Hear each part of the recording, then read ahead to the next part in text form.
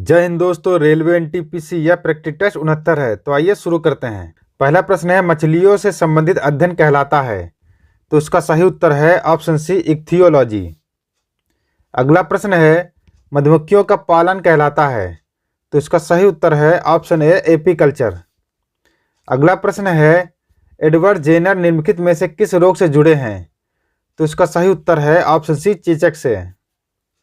अगला प्रश्न है, निम्नलिखित में से वह वैज्ञानिक कौन है जिसने पहली बार रुधिर परिसंचरण की व्याख्या की थी? तो इसका सही उत्तर है ऑप्शन बी, विलियम हार्वे ने। अगला प्रश्न है, हृदय का पहला प्रतिस्थापन किसके द्वारा किया गया था?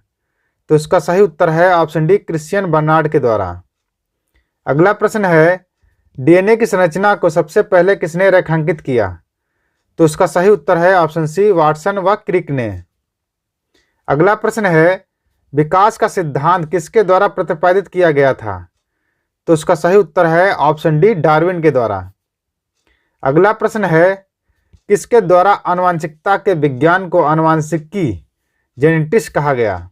तो इसका सही उत्तर है ऑप्शन डी, वाटसन के द्वारा। अगला प्रश्न है, आधुनिक एंटीसेप्टिक सर्जरी का जनक कौन है? तो इसका सही उत्तर है ऑप्शन ए, लिस्टर। अगला प्रश्न है, नेचुरल सिलेक्शन का सिद्धांत किसने बनाया?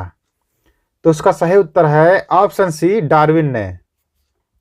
अगला प्रश्न है, हिस्टोलॉजी शब्द का सर्वप्रथम प्रयोग किसने किया था? तो इसका सही उत्तर है ऑप्शन ए, मेयर ने। अगला प्रश्न है, मनुष्य की त्वचा सबसे मोटी होती है? तो उसका सही उत्तर है ऑप्शन बी, तलवे पर। अगला प्रश्न है, सर्वप्रथम प्रयोगशाला में जीन का संश्लेषण करने वाले वैज्ञानिक कौन थे? तो इसका सही उत्तर है ऑप्शन डी, खुराना। अगला प्रश्न है, प्रयोगशाला में सर्वप्रथम डीएनए का संश्लेषण किसने किया था? तो इसका सही उत्तर है ऑप्शन बी, खुराना ने। अगला प्रश्न है, डीएनए का डबल हेलिक्स मॉडल किसने दिया? तो इसका सही उत्तर है ऑप्शन सी, वाटसन व क्रिक ने। अगला प्रश्न है, मनुष्य में द्विगुणित क्रोमोसोम की संख्या होती है? तो इसका सही उत्तर है ऑप्शन सी, 46। अगला प्रश्न है, मानव में गुणसूत्रों की कुल संख्या होती है? तो इसका सही उत्तर है ऑप्शन ए, 46। अगला प्रश्न है, बच्चों के लिंग निर्धारित के लिए उत्तरदायी क्रोमोसोम होता है? तो इसका सही उत्तर है ऑप्शन ए, पिता का। अगला प्रश्न है, निम्नलिखित में से कौन सा मनुष्य में औशेषी अंग नहीं है? तो इसका सही उत्तर है ऑप्शन सी, सामने वाले चपटे दांत। अगला प्रश्न है, केचुए में कितनी आंखें होती हैं? तो इसका सही उत्तर है ऑप्शन डी, कोई नेत्र नहीं होते हैं। अगला प्रश्न है, ऑक्टोपस है एक प्रकार का? तो इसका सही उत्तर है ऑप्शन डी, मृदु कवचीय। अगला प्रश्न है, निम्न में से कौन एक मीन है?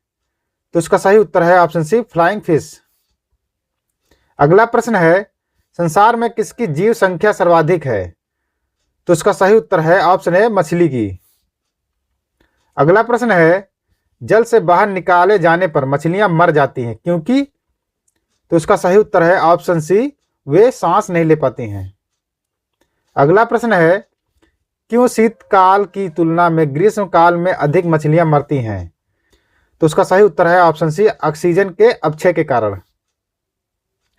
अगला प्रश्न है, मेंढक के हृदय में कितने कक्ष होते हैं? तो उसका सही उत्तर है ऑप्शन बी, 3 कक्ष होते हैं। अगला प्रश्न है, शीत रक्तीय प्राणी है? तो उसका सही उत्तर है ऑप्शन डी, उपयुक्त सभी, यानी मछली, मेंढक और छिपकली। अगला प्रश्न है, नृशंस प्राणी कौन सा है? तो उसका सही उत्तर है ऑप्शन डी, कछुआ।